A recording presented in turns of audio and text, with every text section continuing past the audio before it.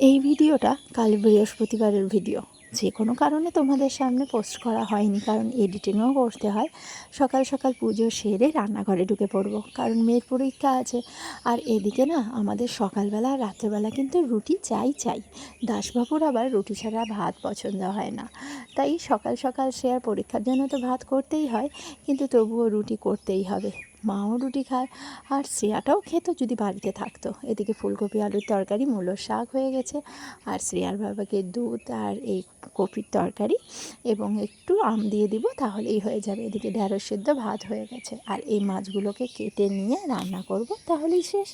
ছোট বাচ্চারা, আমি না শ্রাবণ মাসে নিরামিষ খাই, কিন্তু ওদের তো একটু অসুবিধা হয়। শ্রেয়ার বাবা থালাটা কমপ্লিট করে দিয়ে এদিকে রুটিটা ঘেরে নিচ্ছি। আর আমি সকালবেলা না একটু হালকা খাওয়াটাই প্রেফার করি, আমার মুড়িটাই বেশ ভালো লাগে, হয় ছাতু মুড়ি, না হলে তরকারি মুড়ি, বেশ ভালো লাগে কিন্তু।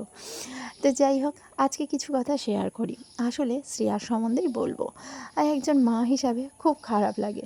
আচ্ছা, তোমাদের কাছে একটা জিজ্ঞেস করি, বন্ধু কাকে বলে? আমার মনে হয় বন্ধু তাকেই বলে, আমি ছোটোবেলায় দেখেছি, যে বন্ধু আমাকে বিপদ থেকে রক্ষা করবে, যে বন্ধু আমাকে কখনো বিপদে ফেলবে না, যে বন্ধু সব সময় পাশে থেকে আমার ভালো চাইবে, আমার সম্বন্ধে কোনো খারাপ কথা বলবে না, আমাকে মানে যতটা সম্ভব, যদি আমি খারাপ কাজ করি আমাকে বুঝিয়ে দেবে যে এটা করা উচিত নয়, কিন্তু আমাকে কারো কাছে ছোট করবে না। সেটাই তো, কিন্তু এখনকার দিনে চলার পথে সেরকম বন্ধু নেই।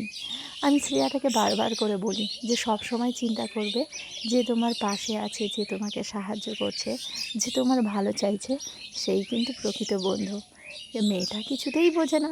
মেয়েটা ঠিক আমারই মতো হয়েছে, সহজেই সকলকে বিশ্বাস করে আর সহজেই খুব কষ্ট পায়, খুব মনে কষ্ট পায়। জানো তো, ওর মনটা এতটাই নরম, কী আর করব। ওইদিকে স্ত্রীয়ে মাগুর মাছের ঝোলটা করে নিয়ে, এই যে বড় মাছের ঝোলটা মানে বাটা মাছ এনেছিলাম, সেটা করে স্কুলের উদ্দেশ্যে রওনা দিলাম। এদিকে শ্রেয়াকে তো বললাম মাথা ঠান্ডা করে লিখবে, হ্যাঁ অন্যের উপকার করবে, কিন্তু নিজের কাজটা সেরে নিয়ে। কিন্তু সেটা করতে গিয়েই নিজেই সবার কাছে খারাপ হয়। যাই হোক, খারাপ হোক, উপরে ভগবান আছে, ভগবান সব দেখছে, ভগবানই ওকে রক্ষা করবে, ভগবানের চরণেই আমি সব দিয়ে দিয়েছি। আর এদিকে শ্রেয়ার বাবা চলে যাচ্ছে দেখে শ্রী খুব কান্নাকাটি করছিল, ওকে সামলে। ওইদিকে আবার অনেক গার্জিয়ানরা বসে আছে, মায়েরা বাবারা, তো ওখানে চলে গিয়ে কিছুক্ষণ অপেক্ষা করব শ্রেয়ার পরীক্ষা যতক্ষণ না শেষ হচ্ছে। আর কথাগুলো কি বললাম, তোমরা কিন্তু অবশ্যই তোমাদের কমেন্ট বক্সে মতামতগুলো জানিও যে আমি ঠিক বলেছি কি না।